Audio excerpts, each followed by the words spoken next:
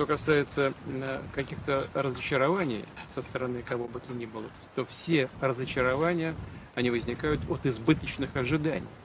Это известное общее правило.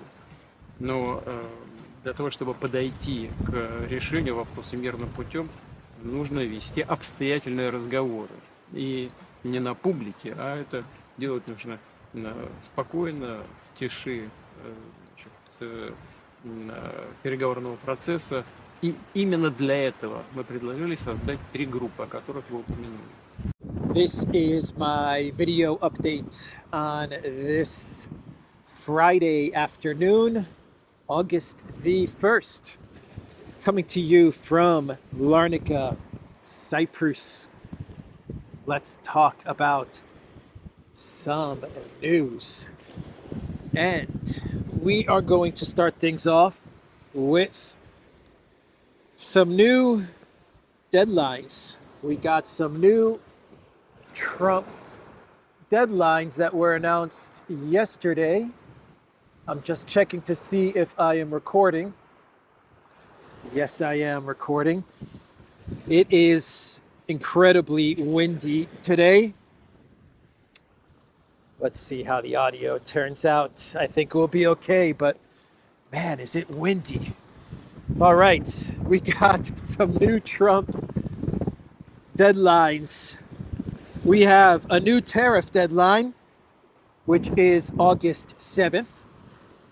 This is a general tariff deadline that Trump announced yesterday via executive order. The tariff deadline was going to be today, and now that has been pushed back until August 7th. We also had an updated list on tariff amounts. Some countries have less tariffs that they're going to have imposed on them as negotiations unfold over the next week. Other countries got slapped with higher tariffs, and so they're going to have to negotiate those tariffs down. For example, Switzerland got slapped with a 39% tariff, according to the Financial Times. This has shocked Switzerland. Unclear what the U.S. wants from us, lawmakers cry out as countries now a European outlier, as the country is now a European outlier. Okay, Switzerland is now at 39%. You should have allowed Ursula von der Leyen to negotiate with you, Switzerland. You would have had a 15% tariff if you had left it in the hands of Ursula von der Leyen.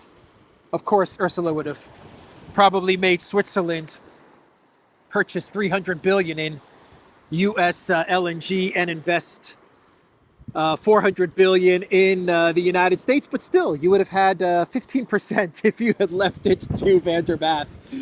Oh boy. Anyway, 39% has shocked Swiss lawmakers. So they have until August 7th to renegotiate. So that's the one deadline that has been pushed back. And the other deadline is an August 8th deadline for Russia to agree to a ceasefire in Ukraine. This was announced by the U.S. representative to the UN, U.S. diplomat John Kelly. This is what he told the Security Council. Both Russia and Ukraine must negotiate a ceasefire and durable peace. It is time to make a deal. President Trump has made clear this must be done by August 8. The U.S. is prepared to implement additional measures to secure peace. He is talking about additional measures implemented on Russia and secondary sanctions on countries that trade with Russia. Basically, the deadline is now August the 8th, which falls in line with the 10 to 12 day ultimatum. And this is when there must be some sort of a peace in Ukraine. Russia agreeing to the Kellogg ceasefire plan, capitulating to the collective West by August the 8th. Otherwise, you will be looking at 100% tariffs and 100% tariffs placed on countries trading with Russia. And it's not only tariffs, it's tariffs and stuff. Tariffs and stuff. So the deadline for a Ukraine peace, a Russia capitulation, is now August the 8th. What happened to Mike Waltz, by the way, on a side note? He was supposed to be the U.S. ambassador to the UN, and he's kind of disappeared. What is going on with Waltz? Don't know. Don't know what happened to Waltz. Anyway, Trump told the media yesterday that he's unsure if sanctions will bother Russia, if they will bother Putin. That is what he told the media. He had Vance standing to his right. RFK Jr. was standing to his left. I believe Lutnick, is that the guy's name? Was also standing somewhere in the background, if I remember the video correctly. Anyway, Trump said that we're going to put sanctions. I don't know that sanctions bother him. They know about sanctions. I know better than anybody about sanctions and tariffs and everything else. I don't know if that has any effect, but we're going to do it. I don't like it, Trump. I don't like it, but we're going to do it. I don't like it, but we're going to do it, said Trump. That's the way you run foreign policy. That's the way you run tariffs and sanctions policy. You know it's not going to work, but you do it anyway. Oh, man, something bad's going to happen August 8th or after August 8th. Something bad always happens in August, doesn't it? Something bad always happens when it comes to foreign policy and stuff that's happening around the world. August is always a dangerous month, and it looks like Trump and the neocons and the collective West, it looks like they're cooking up something beyond tariffs and 100% tariffs and stuff like that. Perhaps long-range missile strikes into Russia, perhaps the Taurus missiles, though don't call it a Taurus missile, is going to be launched into the Russian Federation, targeting maybe Moscow. The missiles would have to be launched with Germany. Germany's going to have to be launching those missiles with US and NATO satellites and targeting. Trump said that he's disgusted with Putin. He keeps on talking about how disgusted he is with Putin. It's disgusting, he says. It's just disgusting. He's very bothered with Putin and Russia. I think it's Russia, I think it's disgusting what they're doing. I think it's disgusting. This is Biden's war. It's not my war. But I said if I get in, I'll try and get the thing stopped. But I think what Russia's doing is very sad. A lot of Russians are dying. You have a lot of Russians, more Russians are dying. But Russians are dying, Ukrainians are dying. You know, the United States isn't really involved in that war. It shouldn't be. And by the way, I made a deal with NATO where NATO pays us for. He actually said Russia is losing more. So that's maybe an indication that Trump is actually believing Lindsey Graham, the neocon propaganda about what is actually happening on the front lines. Vance and RFK Jr. know better. They know the real situation as to what is happening on the front lines. At least that's my belief, is that they know better. But anyway, Trump is throwing out Kiev talking points, Ukraine military talking points. So he said that, and he also said that Witkoff is going to be going to Russia. Witkoff right now is in Israel. He met with Netanyahu. He's going to be traveling to Gaza, and according to the New York Times and other publications, Witkoff is going to be traveling to Gaza to see firsthand the hunger crisis as Trump shifts blame to Hamas. His envoy plans to see hunger crisis firsthand. Steve Witkoff will visit an aid distribution site in Gaza on Friday, the White House said, as anger towards Israel grows over desperation in the territory. So yeah, Trump said that he's unsure that the sanctions are going to bother Putin, but he's going to put them in effect anyway. So, so India is getting a 25% tariff. And one of the reasons that Trump lashed out at India yesterday, he called them a dead economy. He said India's economy is dead. And he said Russia's economy is also dead. You're dead to me. You're dead to me, Fredo. You're dead to me. Yeah, a little Godfather too when Michael kisses Fredo in Cuba and he says, I know what you did. He says, you're dead to me, Fredo. You're dead to me. That is what Trump said about India yesterday. He said they have a dead economy and he doesn't care about them anymore. The reason it looks like that Trump lashed out against India is because of reports which claim, and this is actually coming from Bloomberg, which claim that Modi told Trump that India is not interested in purchasing F-35s. So basically, the deal looks like it was Trump telling India, we're just going to place 15% tariffs or 10% tariffs, whatever the number is. I think India was going for 15% tariffs. We're going to place 15% tariffs on you, but you guys have to purchase F-35s. And Modi, India's response to Trump and to the United States was, we're not interested in F-35s. What we're really interested in is building our own military industries. And that upset Trump. And so that's why he lashed out at India. And that is why he is now threatening India with 25% tariffs.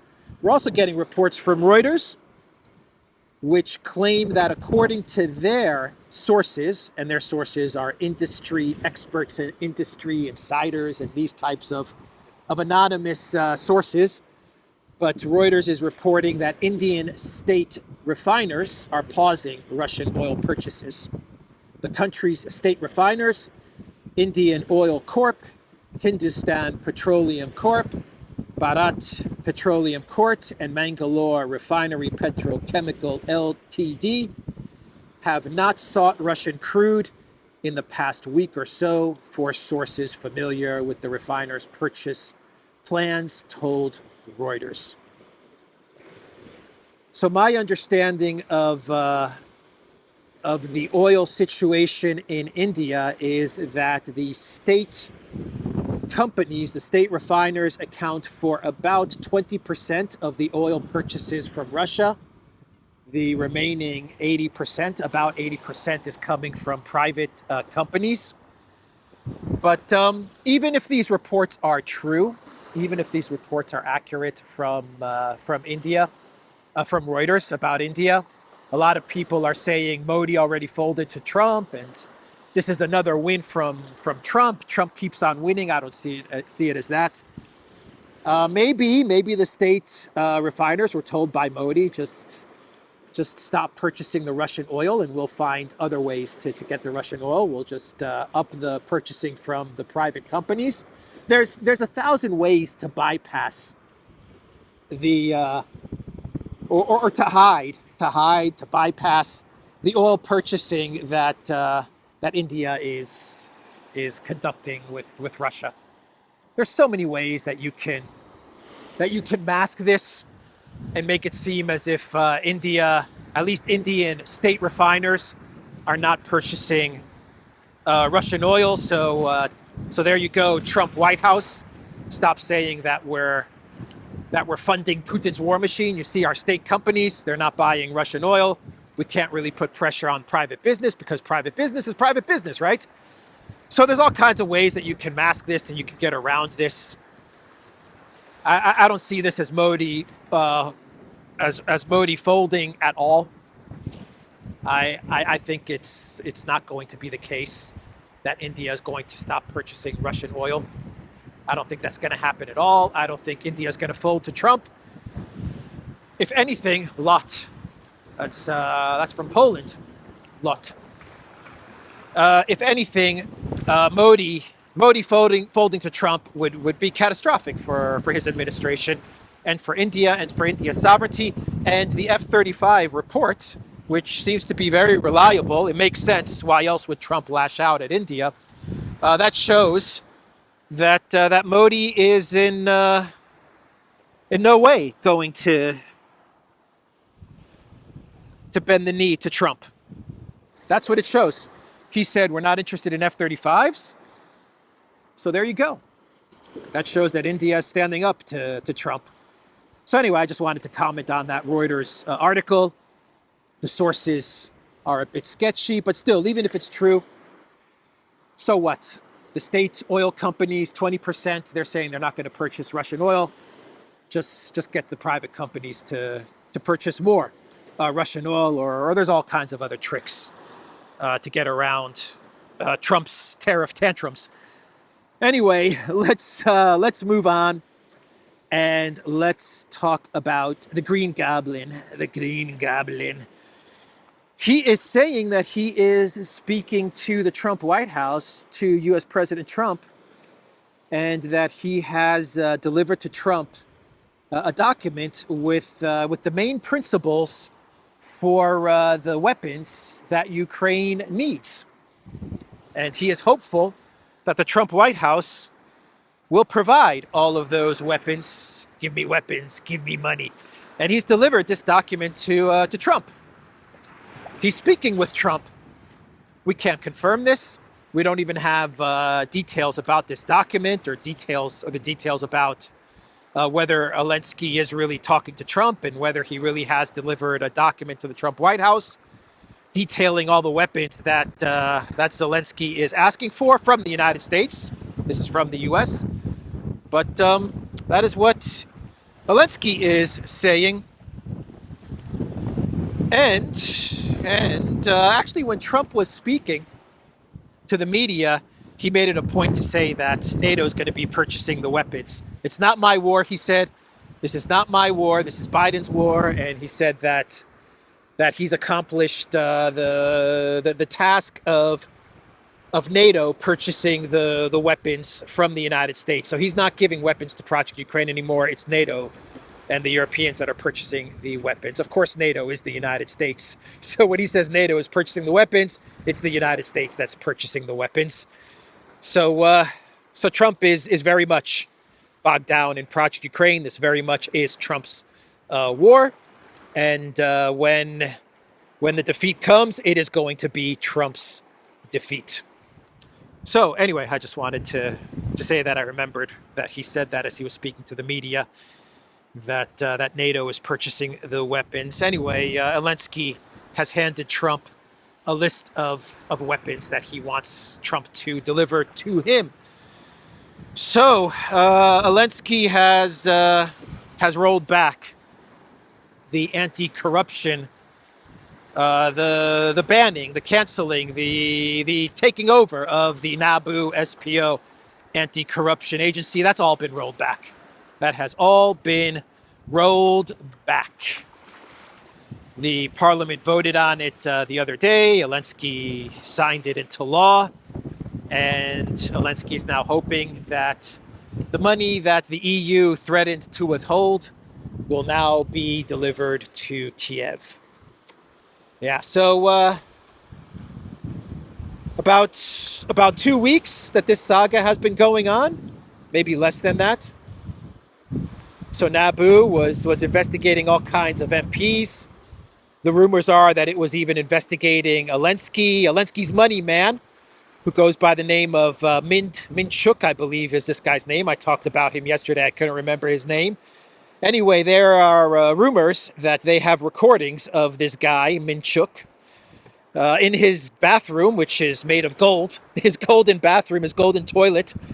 And they have him on audio talking about all of the corruption and all of the money that the Zelensky regime and Yermak and all of these guys are sending into the washing machine, spinning all of their money. And we have this all on audio, according to Ukraine media. Actually, Ukraine media is reporting on this rumor.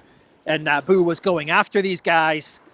Anyway, I imagine that they've had plenty of time now, 2 weeks to cover their tracks, to hide money, to shred documents, to do all of these things. So now the anti-corruption agency is back, and the money will continue to flow to the Zelensky regime.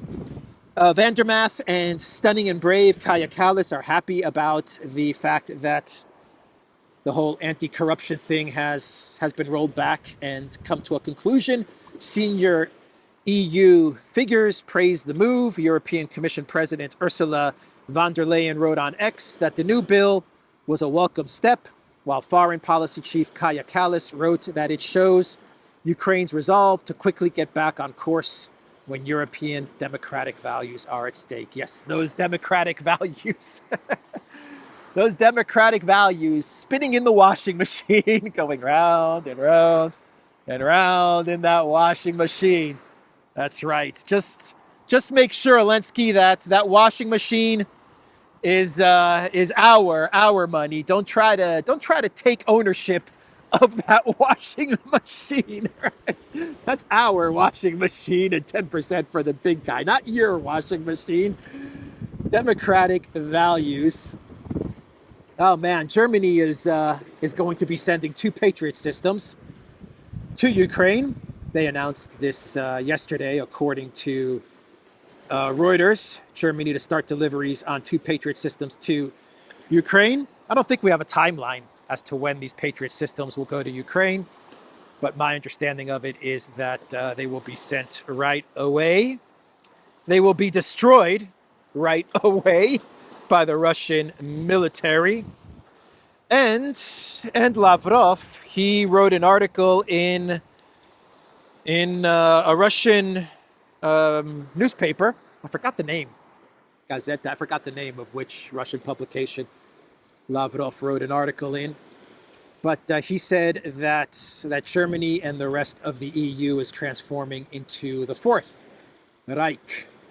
The bloc has plunged into a Russophobic frenzy and uncontrolled militarization, the Russian foreign minister has said. But Lavrov also said in the article, to diffuse tensions, Lavrov called for an honest dialogue aimed at stabilizing the situation on the Russian continent through a new security framework based on sovereign equality and the principles of the UN Charter. In this article, Lavrov talks about a new security architecture, which he makes clear has to be agreed on by a new security architecture in Europe, which has to be agreed on by the United States and Russia. And he makes it clear in the article that the European Union really has no say. Europe really has no say in this new security architecture. They can be part of the process, but they really are in no position to make any demands. So he says that in the article, but he's hoping for Europe to drop their pursuit of creating what he calls a Fourth Reich,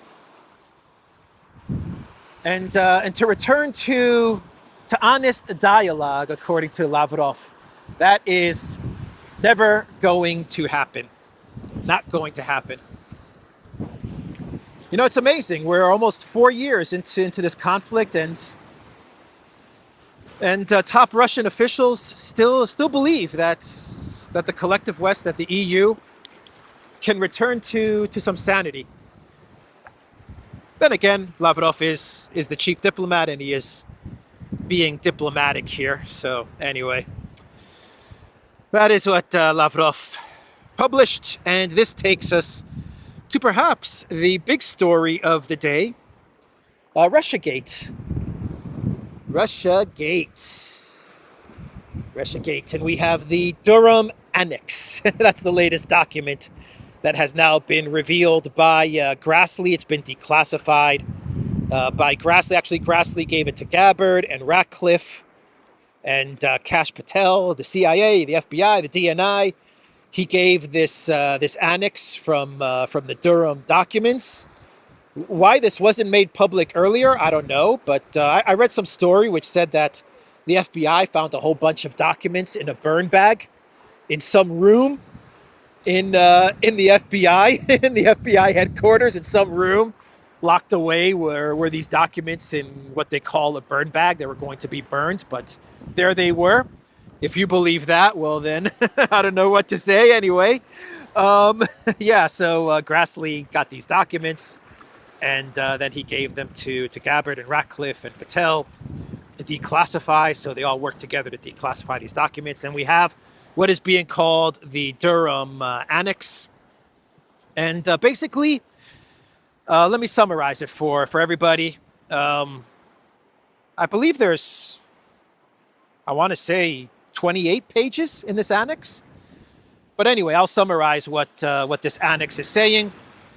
It is saying that allegedly, and I use the word allegedly, Hillary Clinton, her campaign, they were emailing a guy from the Open Society Foundation, the Soros Foundation, and Hillary Clinton's, I believe her name is Julie or Julianne, and she was emailing a guy called Bernardo, I believe, Bernardo or something like that. And he was at the Soros Foundation, and Julianne is like Hillary Clinton's foreign policy or foreign campaign manager or something like that. And they were emailing each other. And basically what the emails reveal and what the Durham Annex reveals is that Hillary Clinton, speaking with Soros, they were talking about creating this Trump-Russia narrative, and it was going to be used as a way to distract from her email scandal. And they say that in the documents, in the emails. Allegedly, this is what they came up with. We're going to make up a story about Trump being a Putin stooge, and that will distract away from the email scandal. And then they say that they're going to get CrowdStrike to push this along. And the emails say that the FBI and CrowdStrike, they're gonna put oil onto this fire, and then they're gonna launder it through the mainstream media, and that's gonna create the perfect distraction away from her email scandal, and it's going to demolish Trump and the Trump campaign. There it is. That is what the Durham Annex is saying. From Fox News, Soros alleged ties to Russiagate exposed in declassified annex of Durham report. And let me read you three posts from the excellent Technofog, who covered Russiagate extensively back in 2016 and 17 when all of this was going down. And here is Technofog's X thread. From Durham's classified appendix, authentic July 2016 emails discussing Hillary Clinton's plan to demonize Putin and Trump, predictions that the FBI will put more oil into the fire, Hillary approved the idea about Trump and Russia hackers hampering U.S. elections, regarding proving up the DNC DCCC hack and leak. In absence of direct evidence, CrowdStrike and Threat Connect will supply the media with info. CrowdStrike will feed the info to the FBI, and then the info would then be disseminated through leading U.S. publications. To clarify, intelligence analysts assessed the Bernardo emails were likely authentic.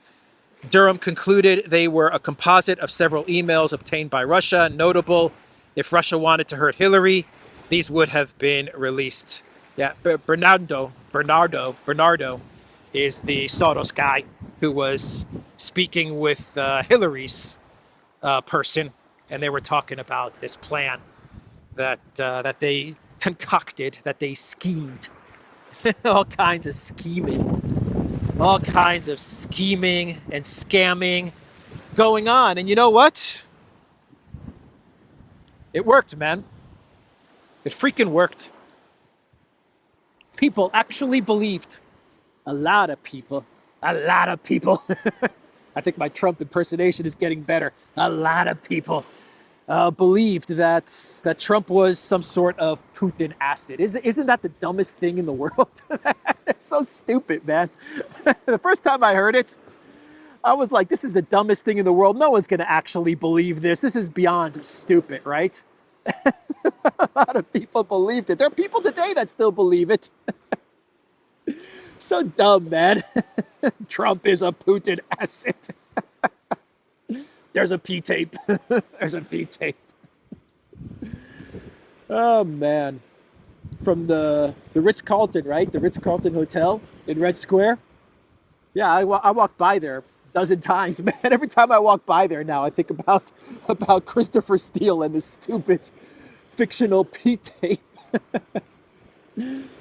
Oh, man. What a dumb story. That worked. It freaking worked, man. Unbelievable, dude. Unbelievable. Yeah, the mainstream media played along according to these documents. The FBI, CrowdStrike, Hillary. Allegedly, they were all in on it. That's what these documents show. That's what they reveal. Soros. What can you say, man? Anyway, let's get to some more news, and we'll make our way to Clown World territory. And we have, oh man, this is bad. This is really bad.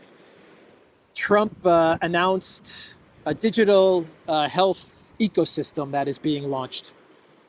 Some sort of digital health AI ecosystem where you're going to, it looks like you're going to need a digital health ID.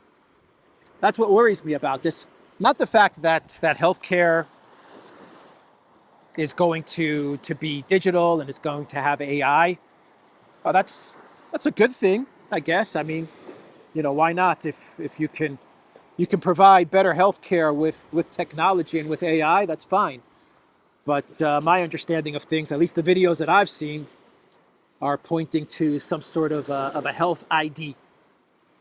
That's right. Trump launched his digital health tech ecosystem to bring healthcare into the digital age with trusted partners like OpenAI, Amazon, Anthropic, Apple, Microsoft AI, and Google. Yeah, I don't like this. I don't like the whole digital ID thing where you have to present your digital ID and then it pulls up all your records and stuff like that. You know, it's going to be broadened out to cover everything. It's not only going to be about health in the future, it'll be about everything. So Trump is rolling this out. Dangerous stuff. And then you have everything that's happening in the UK and Australia with the age verification laws that they're putting out there. I still have to read up on all of this. But they're putting together digital IDs and age verification for social media. This is looking really, really bad, really scary and dangerous. Anyway, Trump is the one who the globalists, the elites, decided would be the person to launch all of this, right? Oh man, there are rumors that Trump is going to pardon Diddy, or Puff Daddy, or P. Diddy, or whatever his name is. Donald Trump is now seriously considering a full presidential pardon for Diddy ahead of his sentencing later this year, as an administration source tells Deadline, because of course he is. So yeah, that's what Deadline's reporting. I don't know how accurate Deadline is. It's kind of isn't Deadline a sports gossip publication? So this may be gossip, this may be BS. I can't figure out what benefit Trump would get by pardoning Diddy. I can't think of what benefit at all, especially with all of the Epstein stuff and the client list and all of these things, why he would pardon Diddy. But this is what Deadline is reporting. Anyway, that's the news there. And we are getting reports that Portugal is now considering recognizing Palestine at the UN General Assembly meeting in September. So if Portugal does come out with a statement, the government in Portugal saying that they will recognize Palestine in September, then that would mean Macron, France, the UK, Canada, and now Portugal, the countries from the collective West that will be joining Spain and Ireland I believe another one or two countries as well in the collective West have recognized a Palestinian state. Anyway, that's the news coming out of Portugal. Let's do a clown world, and we can wrap this video up from a very windy Larnaca.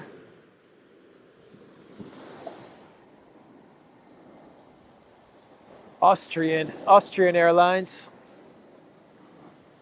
Welcome to Cyprus, people from Austria. So, clown world. Yeah, Caroline Levitt. She told the media yesterday that Trump deserves the Nobel Peace Prize because Trump averages one peace deal or ceasefire per month. So she said Trump deserves the Nobel Peace Prize. That is a quote. The peace deals that Caroline Levitt rattled off are Thailand and Cambodia, Israel and Iran, Rwanda and the Democratic Republic of the Congo, India and Pakistan, Serbia and Kosovo, Egypt and Ethiopia. The president has now ended conflicts between Thailand and Cambodia, Israel and Iran, Rwanda and the Democratic Republic of the Congo, India and Pakistan, Serbia and Kosovo, and Egypt and Ethiopia. This means President Trump has brokered, on average, about one peace deal or ceasefire per month during his 6 months in office. It's well past time that President Trump was awarded the Nobel Peace Prize. I think that Trump is just making up peace deals. Some of the countries, some of the deals on the list, you could make an argument that the U.S. was involved in a ceasefire in some of these conflicts. Thailand and Cambodia, yes, the U.S. was involved. So was China, so was Malaysia and ASEAN. Israel and Iran, I don't know what they're talking about there. Trump almost took us to a war, unnecessarily almost took us to a war in the Middle East, and I don't think that's over. Rwanda and Congo, yes, you could make that argument. India and Pakistan. Pakistan says, yes, Trump did broker the ceasefire. India is saying no, he had nothing to do with the ceasefire. So that's the situation there. Serbia and Kosovo, I don't know what he's talking about there. Egypt and Ethiopia, I don't know what he's talking about there. You have the dam, the dispute over the dam and water between the two, access to water and the dam between the two countries, but I'm not sure if there was some sort of a ceasefire that was brokered between Egypt and Ethiopia. Anyway, just give him the Nobel Peace Prize, man. Is that going to calm everything down? Is that going to prevent a round two between the United States, Israel, and Iran? Is that going to prevent a round two and prevent a war in the Middle East and give him the Nobel Peace Prize? Will Trump finally tell Zelensky to accept Putin's June 2024 terms if you give him a Nobel Peace Prize? Will he finally walk away from Project Ukraine? If he gets a Nobel Peace Prize, then give him a Nobel Peace Prize. Just give him the damn Nobel Peace Prize. Give me the Nobel Peace Prize. Give it to me. Give it to me. Just give it to him, man. And give him a peace prize for 2027 and 2028 and 2029, man. Give it to him. Man, he wants that Nobel Peace Prize so bad. Cambodia said that they're going to nominate him for a Nobel Peace Prize in gratitude for his contribution to the ceasefire between Cambodia and Thailand. Yeah. So Cambodia is going to nominate Trump. I believe Pakistan also nominated Trump, and I believe Netanyahu said he's going to nominate Trump. So he is getting nominations. So just give him the Peace Prize and just make it contingent on just calming things down. Will the tariff nonsense stop? Will the push for escalation against Russia stop? Will the possible conflict in the Middle East and a round two in Iran, will that stop? If we give you the Nobel Peace Prize, then I'm all for it. Anyway, a follow-up on yesterday's clown world with Kamala Harris. She is not going to seek the governorship in California, but what is going to happen is that she is going to release a book titled 107 Days. a behind-the-scene look at her historic presidential run. That's right, it was historic. Kamala Harris releasing a book, which I am sure she wrote. Right? No doubt about it. So yeah, Biden is getting his payday. He's releasing his 500-page memoirs, and he's going to get about $10 million for that one. And now Kamala Harris is going to release 107 pages. It's not going to be 500 pages. It'll just be 107. I'm sorry, 107 days. What am I saying? 107 pages. Maybe it's going to be 107 pages, chronicling 107 days of her campaign to become president of the United States after the coup d'etat of Bidenopolis, right? After the Obama, Hillary, Pelosi coup d'etat. By the way, since we're speaking about Pelosi, she is now under pressure to give details about her net worth.